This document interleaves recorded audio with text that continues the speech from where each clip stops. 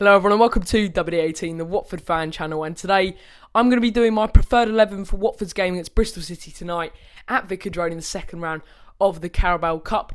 After the game today we will be doing FanCams, so hopefully you could come along, give your opinion not only on tonight's game but on Saturday's game, Saturday's win against Bournemouth. So hope to see some of you there.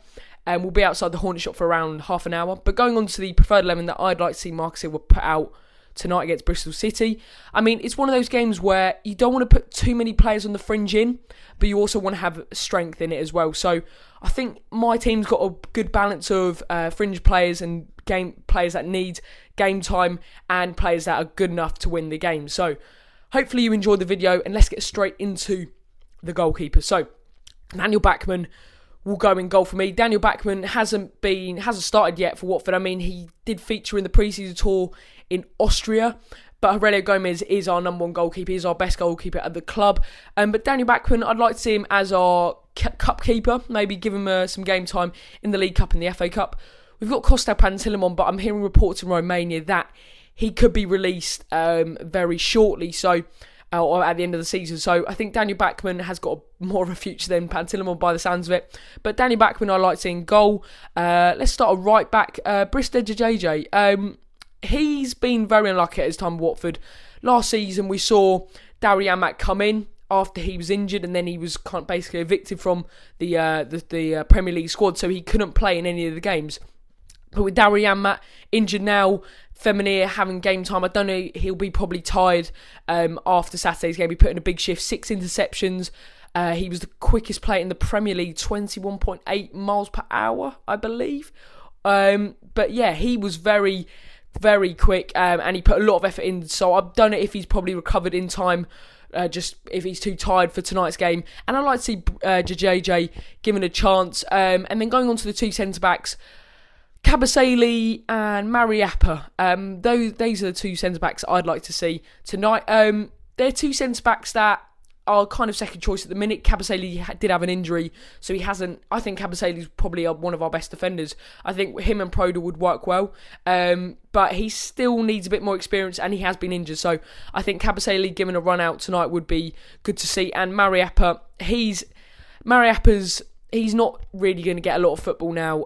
He did have a spell under Mazzari last season where he did play kind of a lot of fixtures in a row, but Mariappa is kind of our second choice, third, fourth choice, so centre-back. So I think it's one of those games where you don't want to disrespect the opponent, but you also want to give these sort of players a game. And then going on to left-back, it'd be a great opportunity to give Brandon Mason a game.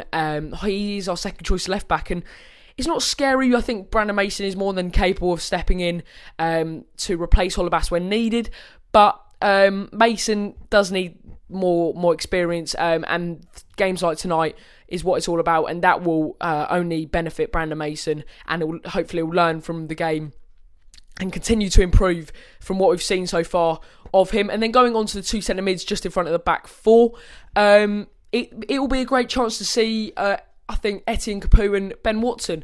I'm a big admirer of Ben Watson. I don't think he really is good enough for us now. We've progressed. But when he was needed, he was very good. And I think he's one of those players you just want to see do well. I think it's almost an audition for him to get a chance to kind of prove to other clubs that he is worthwhile. He has had inquiries from Cardiff City, Nottingham Forest, who have been interested. So it's almost an audition to show them, I'm playing against the Championship side. This is what I'm going to do. This is my ability. So it's a good opportunity for people like Watson, who are kind of forcing a move out of the club.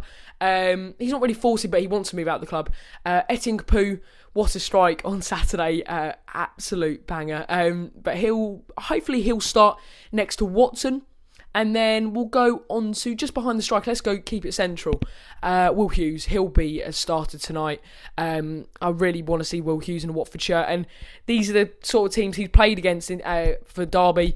And he's been so good in the Championship. So I think he'll have a good performance tonight. Hopefully, he'll play. Let's go on to the striker, and then we'll do the two wingers. And then up front, it's a kind of a toss-up between Deeney and Akaka. Now, Deeney made the matchday squad for Bournemouth away, and he was on the bench with Akaka. But Akaka, he's more match fit. So it'll be interesting to see whether Marcus Silva is going to risk Deeney. I think he'll start with Akaka just because Deeney, although it will get him back to match fitness, I think he'll come on as a sub because although you don't really want to... he didn't feature on Saturday. If he'd featured on Saturday, I would have said he could start, but I don't think he's ready to start yet, if I'm going to be honest. And I think Akaka will start up front. And then going on to the two wingers, we've had a lot of talk with Isaac's success, and I'd like to see Akaka up front as well, but I wouldn't mind seeing Deeney either, so the striker's not really a big issue. I don't really mind who plays up top. And then going on to the wingers, I would like to see... I think Isaac's success, he's had a lot of speculation linking him with a low move away to Hull City and Leganés in La Liga. So it's kind of... It would be good to see success kind of prove his worth and what he could bring to the side. Obviously, Richarlison had a superb performance against Bournemouth on Saturday, so whether he's recovered in time, we'll have to wait and see, because he did play 70 minutes, so it's quite hard. I would like to see success. And then on the other flank, Jerome Sinclair. Jerome Sinclair's one of those players, he had a lot of chances in the League Cup and the FA Cup, but he's never really shown anything. I mean, he did score a good goal against Burton in the third round of the FA Cup at Vicarage Road last season, but apart from that, I haven't really seen a lot of him. I think he's not really a Premiership player. I think he's a Championship player. He went on loan to Birmingham last year, so maybe that is his level. And he's had rumours with Norwich linking him away from Watford. So, I mean, it will be good to see these sort of players get a game like JJ as well, who... I don't know if they will have a future at Watford. And then success, I'd like to see success on the left. I think he hasn't really had a lot, and I think the team's strong enough at the moment to win that match. But that is my preferred 11. Let me know down in the comment section below if you think that's a strong enough team, or what's your team before tonight's game at Vicarage Road against Bristol City, not Brighton, Bristol City. Make sure you come along for FanCams after the game. We'll be outside the Hornets Shop for around half an hour. And yeah, I'll see you later for a matchday vlog, FanCams, and a match review.